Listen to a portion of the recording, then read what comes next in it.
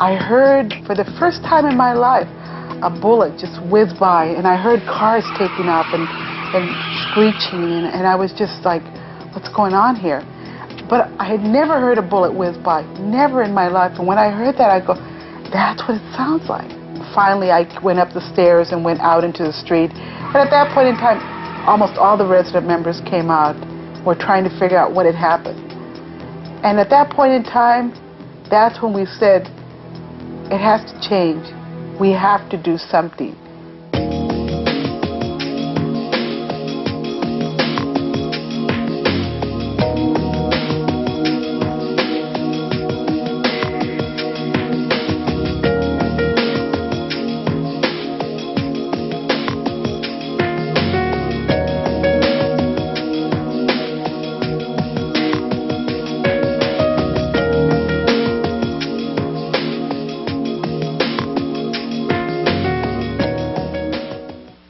In 1991, Rosie Espinoza bought a home in a small community of La Habra, California.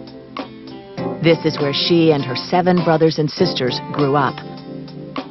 After earning her college degree, a few years of marriage, and the birth of her son, Rosie wanted to move back into the loving community she had once called home. I still have brothers and sisters that live there, and I wanted to move back. I wanted my son to be able to walk up and down the street and just visit everyone and not have a worry in the world. But that dream soon became a nightmare when I saw the gang members hanging out there. Quickly thought about my son. He was still asleep, and I was looking at him, and I go, where have I brought you?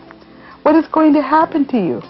It wasn't very long ago that on-duty police officers and off-duty cops, on-duty police officers wouldn't go into that neighborhood without having 2 units. And an off-duty police officer wouldn't drive through that neighborhood in his personal car. I said, this is not going to be easy. And it just a chill went down my body, and I'm thinking, what are we going to do? We just bought this house. There's no equity in the house. We can't sell it fast enough. It's just, I keep asking myself, why do we let this happen? What is it that we would let these few kids just take control of the entire neighborhood, and our kids would have to stay indoors?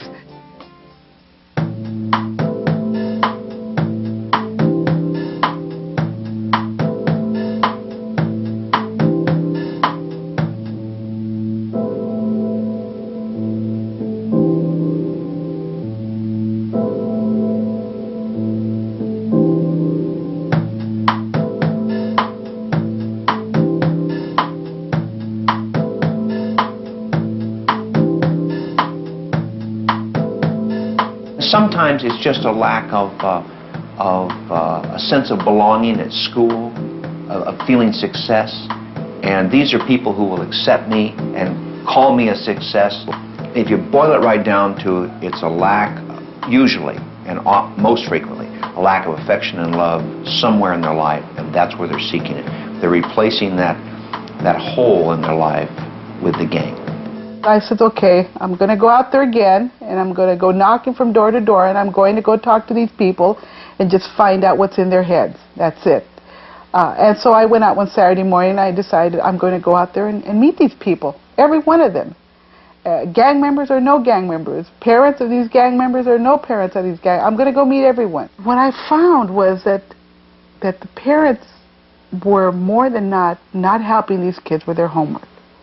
Yo no podía ayudarles en sus tareas en inglés. I couldn't help them with their homework in English. I wasn't going to school, so I couldn't help them in math.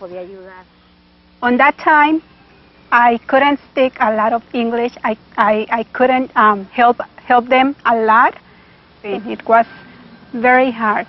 There was no one there at home to read the homework with them, how to do it, where to look in the index for the information. Nothing. Rosie, being the daughter of migrant workers and growing up herself a first-generation American, knew the problems that lay ahead for these children, and she knew that something had to be done. I had a degree, and I figured, well, I'm going to help my son. Maybe I can help a few more kids. Mi hijo cambió mucho. My son changed a lot. He would get frustrated at times because he didn't understand and know the language. So it would frustrate him to do homework or understand what his homework was. Not far from Rosie's home is Los Lomos Primary School. Here, over 50% of the school's population are students who speak English as a second language. Anna Eduardo is one of the first grade teachers at Los Lomos. The basic homework that we might send home, the directions are written in English, and that kid's supposed to go home, get help from somebody in the family, and yet if the family can't read the directions, they can't really assist them. Especially within this school, with it being primary, a lot of the things that we're doing is we're focusing on reading. And obviously we're teaching them how to read in English, and it's really difficult for parents to practice reading with their kids if they can't read what's being sent home.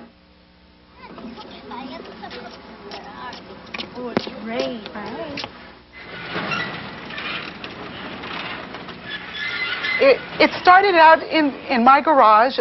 My husband had not yet moved all of his stuff in there. You know, that's their kingdom, their garage, and I had to do a real quick song and dance for him. Can you picture this? You know, picture this. We can help a few kids, maybe for 2 years, and if 2 years, if we don't see a result, we'll sell the home and we'll leave. I mean, we've done what we could possibly do, and we'll leave.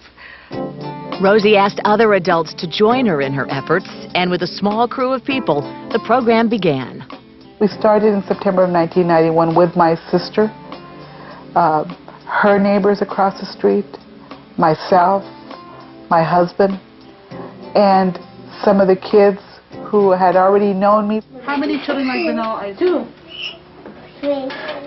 1. 3. Tell me how. Oh, you're right. Mike likes both Vanilla and ice cream, that's right. You're absolutely right. When the garage first started operation, Rosie found herself in a bind. I was working a night shift.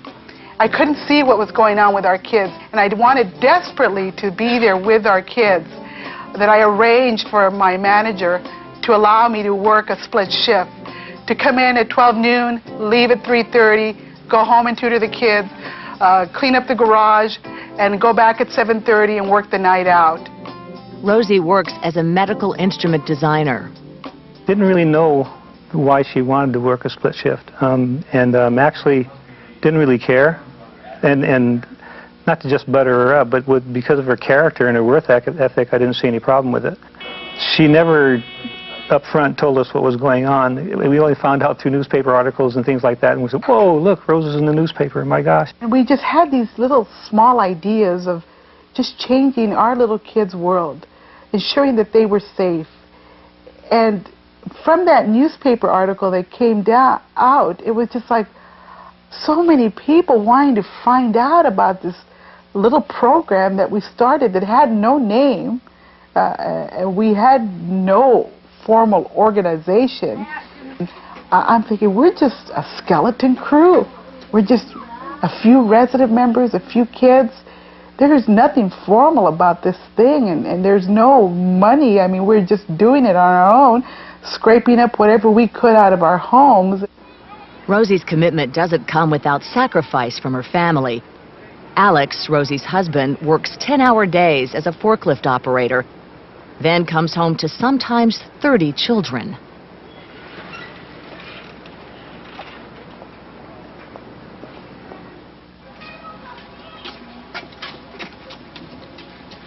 We know the children, they need help, and they care friendly to you, the children and the neighbors, and that feels good. And so now I feel good. Doesn't matter if I'm tired or not. What she did was create a program. Programs may be too strong a word. She created an opportunity for young people to come to her. Pero mira, no necesitábamos que cargar el uno. And say, you know what, I'll love you. I'll help you. I'll show you respect and dignity. I'll help you with your schoolwork. I'll help you learn English. So she essentially replaced the gang, a negative social influence, with a positive social influence, providing the love and affection and support and giving people a chance to be successful doing something positive as opposed to perceiving success doing something negative. My name is Eduardo Garcia, and I'm 14 years old, soon to be 15. I've been coming here for about 8 years, and it's been great.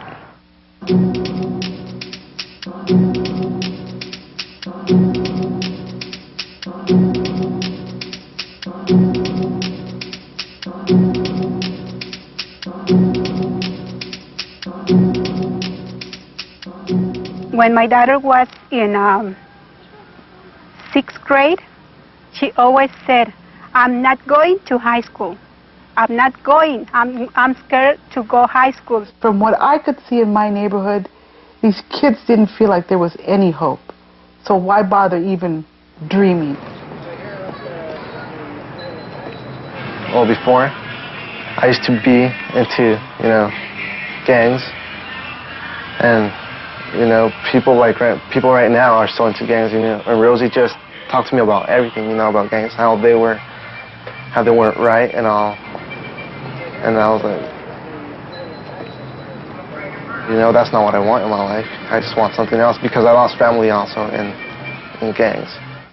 I think Rosie had the vision of helping us so we could succeed in life and not turn out like the other statistics of dropouts and no good people, like just worked in factories or things like that we could succeed, go to college and have a career to have a life, a good life. And I just changed everything, the way it was, the way I acted, everything. I also changed my friends, which wasn't really easy, but still did it. It is normally those first generations whose parents are directly from Mexico, at least because I say Mexico because this is what we work with in our neighborhood. It's a predominantly Latino neighborhood. And it is those kids that will fall between the cracks. I didn't want this generation to be lost, this first generation that was going to live here.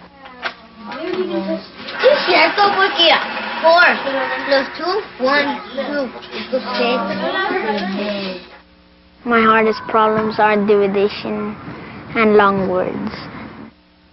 My hardest subject is language, simple subjects and simple predicates.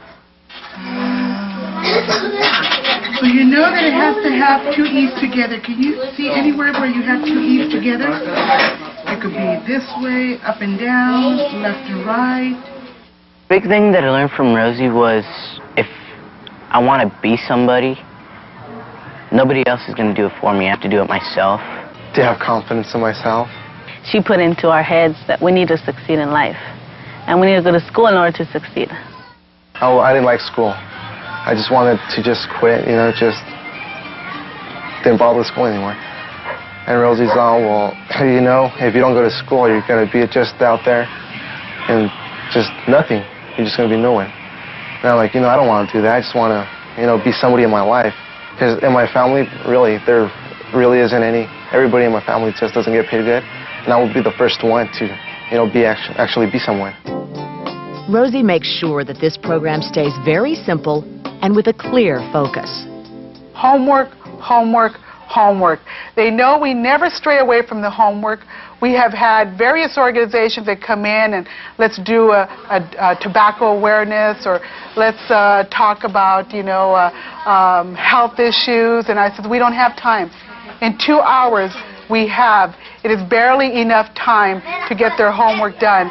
And at times, these kids know we are there till 8:30, 9, 11, 11:30 at night, working on the computer, doing their outlines, doing their biology reports. Whatever it took, we were there. They helped me out and told me that everything was all right, that I'll get through my homework. Once these kids started coming and their grades improved, even if they got 5 right out of 20, they were happy because they were probably getting less than that right. And that was our payment to us, knowing that these kids' homework was improving and we were finding out exactly where they needed help. I didn't really like it at first, but then I started to get the hang of it, and it got pretty easy, so, you know, I just didn't mind. They helped me add and subtract. It made it fun to do my homework, or made it feel like it was something good to do because somebody cared. We know that the majority of our kids do not have computers at home, and so it was tough for these kids, but when they come here, they know they have access to all that, plus more. Not only do the children in her program have access to all that they need to get their homework done, the children are also given rewards for their efforts. Okie dokie. What did you get? Kids like to be rewarded. And I thought, what could we give them as a reward? Being that we didn't have a lot of money. Every time she comes, she gets us candy and she gives us treats. And I'll be darned, candy just seems to, for the last 9 years, seems to be the biggest thing that will have these kids come. Rosie looks for the things that really matter to the kids. Coupons for McDonald's or Jack in the Box or these fast food places. And we give them to them as prizes for getting the right answers and winning the bingo game. Rosie started using more of the family's personal finances, as well as private donations, to reward the children even further. Best part was when she gave us money for the report cards. Back then, $1 was like, wow. I was so happy to get money when I was small. Throughout the years, the garage has attracted scores of visitors. Everyone from news reporters and TV personalities to political officers, like today's guest, Mr. Raul Iziguerra of Washington, D.C. He's the president of the National Council of La Raza. The biggest gift that any of us can give you is to help you believe in yourself. And if we can do that, we got to make. You won the battle. If you believe in yourself, you won the battle already. That means you are a winner. You've gone the right path, and mucha suerte. Gracias. When a child reaches a certain GPA, he or she is allowed to become a tutor. No. Look, 36 divided by 4. You know this. 36 divided by 4. You already did this one.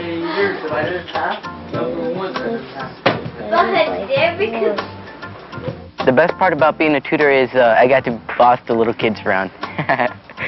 No, I'm just kidding. The best part is I get to help out some of the little kids and they look up to me. I feel like a role model now. Teen tutors take home lessons that will last a lifetime. I can also be a mentor to other people, do the same thing as Rosie did for them. So. Writing in your journal. There's Edward. Okay. I have 3 little kids in here that go on a regular basis to her garage. And in fact, one of the little girls, her dad volunteers there as well. I never really have to get on her about finishing an assignment or learning her word cards or anything, because she's already motivated within herself. Or have some other kids who they're not doing their homework at all. And the rest of them that aren't getting the assistance and it's there for them, you can tell. I mean, in class they're not understanding what's going on and they're falling behind. And if you think about a child coming from rural Mexico or rural Honduras or wherever, coming to a very sophisticated first world country without the language skills, without the social skills in many cases, without any academic training, it's a monumental step to the next level to feel comfortable in a first world nation. Lots of people can do it, but most people need some support, and Rosie provided that support. That's why it's so wonderful. If I wouldn't have been here, I would have been either in a gang or another place, because Rosie really influenced me over here. Your report card, did you? Arturo says you didn't have your report card, or you didn't give him your report card. I gave him everything. I gave him all my awards and my report card. I've got 2 awards. That's what I've got, 2 awards. I gave him my report card too. And then I collected it from him. You collected it from him. Before I met Rosie, I was getting bad grades. I was doing awful when I moved over here. And like she started like helping me out, treating me individually after, and it paid off. So I don't know where I would be without Rosie. Report cards, attendance records, test scores, state testing scores, and teachers' reports were all used in an independent study performed on the children in Rosie's Garage. We were amazed to see how much in those 2 years we were able to achieve. In a year, just a year alone, the kids were able to excel 3 grade levels in math in 1 year. In writing, they were able to excel 2 grade levels. Reading was not as dramatic because it takes forever to get their homework done. It is a very slow process. By the time we get to reading, there's very little time left, and we're all pretty pooped by then. I feel like I could do my homework better and comfortable. No matter how hard Rosie and her staff tried, there were still kids who fell between the cracks. Either ended up getting pregnant, there was a lot of little girls, and they ended up getting pregnant later on in life, moved away from the neighborhood that I didn't get to see where they moved to. Some moved back to Mexico, and they were more than not those kids that didn't come on a regular basis.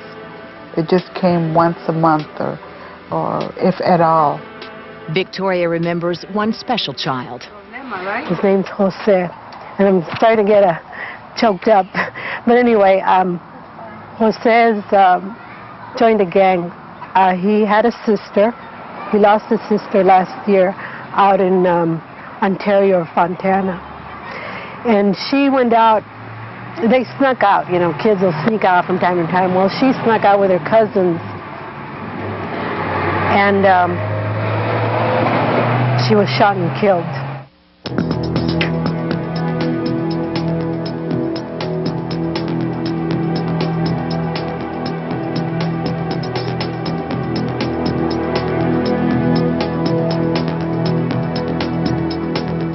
I'd never seen anything like it, and you know, she basically started a small cultural movement in her own garage. Cultural movement meaning a culture of education and enlightenment. Family income still remains an issue as the kids move on from high school. There are possibilities that these kids will not have the monies. In fact, I'm almost sure they won't have the monies to be able to go. That's one of my concerns. We have along the road tried to, you know, raise monies to get these funds available for these kids. We did have a 5K walk run, one of our first that we hope to continue to have on a yearly basis, because that money is directly set aside for these kids who come on a regular basis to our tutoring site, that if they choose to go to college, we can at least help them buy some of the books, you know. Thank you very much. Thank you very much for participating. At first, I would say, I don't care, I don't want to go to college, I don't care if I do or don't. But then Rosie gave me, throughout the year, she would give me a lot of advice, and it got to me, so I just finally went to college. Well, right now I'm attending Fullerton College, but I want to be a preschool teacher with little kids. They do dream. Now they do have visions. Now they say, when I go to college, whereas before they would never say, when I go to college. Architect is what I want to be. Actually, what I'm going to be. I want to design buildings. I plan to go to Cal State Fullerton to become a teacher. I feel I could impact their lives and be a good teacher to them. Some of them started with me when they were in kindergarten. Some of them started with me when they were in first grade. And it's wonderful to see that our first crop of kids will be graduating from high school. Those kids who are first generation, they will be the first to go on to college. I'm proud of my daughter because she graduated. She started to go to college, and I hope someday she can be what she wants. She wants to be a teacher. I don't know. Rose is the, I won't call her a savior, but I would say she made the difference herself, you know, showing that she cared and she expected results from kids. I'm just really grateful for her heart put in our heads that we need to succeed, and we need to always run the race, never quit. Rosie's been working at her full-time job for the last 24 years. I plan on leaving hopefully on my 25th anniversary and go with this full-time. We plan on doing more of that as the years go by, so we don't plan on giving this up at all. I wish that there were more people like Rose who were capable of her commitment and organizational genius. There's never enough Roses, there never will be, and they're in very short supply. In November 2000, Rosie became the first female Latina to be elected into La Habra City Council. She continues to keep the garage door open to any child who wants help. Today, Rosie supervises and maintains 4 additional sites, touching the lives of over 250 school children.